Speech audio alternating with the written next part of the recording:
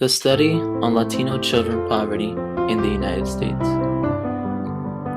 According to a survey done by the Pew Hispanic Center, the group of children who foreshow the most poverty in the United States in any racial or ethnic group are Latinos, who account for 37.3% of the U.S. population, followed by white children with 30.5% and black children with 26.6%.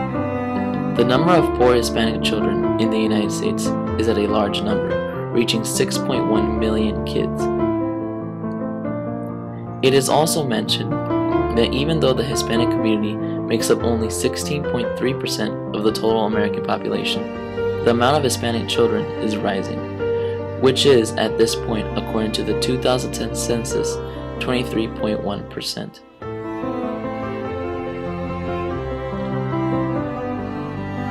This means that even though there are more white Americans in the United States today, the number of Latinos living in the United States will drastically grow.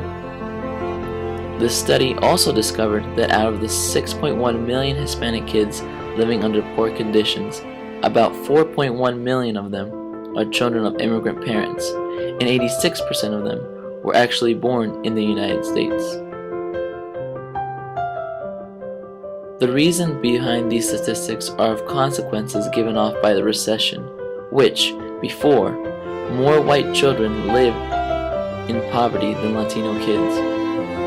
One of the biggest consequences that affected the Latino group in general was the unemployment rate, which raised to 11.1%, surpassing the national rate of 9.1%. Food insecurity was also another consequence, having a third of Latino households with limited amount of food. There are churches and organizations who have contributed to helping out some of these kids and families with food, but with the lack of other organizations to help out, the impact is not as great. It is especially hard for recent immigrants to get back on their feet since they have limited resources to work, as the study says.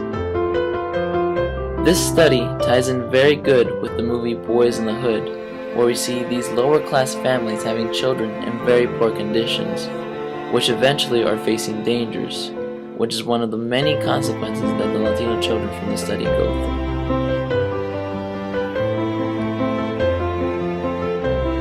through. Some questions that come up.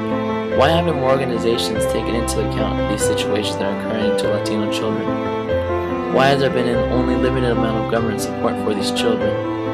And why are Latino parents having more babies than other ethnic groups, even though the economy is down?